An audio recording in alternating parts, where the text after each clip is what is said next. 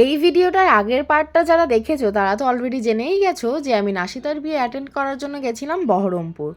তো ওদের মেন ইভেন্টটা ছিল নেক্সট দিন, মানে 11 জানুয়ারি সানডে সন্ধেবেলায়। আমি আর অনুষ্কা বেশ সন্ধেই মানে 6টা সাড়ে 6টা নাগাদই পৌঁছে গেছিলাম ওদের যে ভেন্যুটা ছিল। আমার মা বাবাও যাবে কিন্তু একটু বাদে, আমি আর অনুষ্কা একটু তাড়াতাড়ি চলে গেছি। গিয়ে দেখি যে নাশিতাই রেডি হয়নি। সেই জন্য আমি আর অনুষ্কা একটু রিসর্টটা ঘুরে দেখছিলাম। আগের দিন তো অনুষ্কা গেছিল হালদির টাইমে, কিন্তু আমি আর যেতে পারিনি।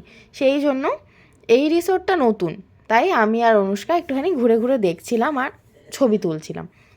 এই দিকে আমাদের ছবি তোলা কমপ্লিট হয়ে যাওয়ার পর এসে দেখি বেশ লোকজন চলে এসেছে, কিন্তু তখনও নাশিতা বাইরে আসেনি। কারণ ওদের রিচুয়াল অনুযায়ী বর আসার পরই নাশিতা ঘর থেকে বেরোতে পারবে।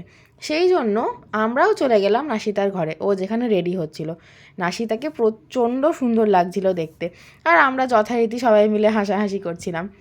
তারপর আমি আর অনুষ্কা এসে একটু বাইরে ভিডিও করছিলাম। তার মধ্যেই শুনি বর চলে এসেছে। তাই তো সবাই মিলে বরকে ওদিকে আনতে গেছিলো। এদিকে বরও চলে এসেছে আর ওদিকে নাশিতাও ঘর থেকে বেরিয়ে বাইরে চলে এসেছে। এবার বর আর বউ দুজন পাশাপাশি বসে ওদের যে রিচুয়ালটা আছে সেটা শুরু হবে। এদিকে আমরাও বসে পড়েছি খেতে, কারণ প্রচণ্ড ভিড় ছিল। আসার সময় নাশিতাকে আবার টাটা বলে বাড়ি চলে এলাম।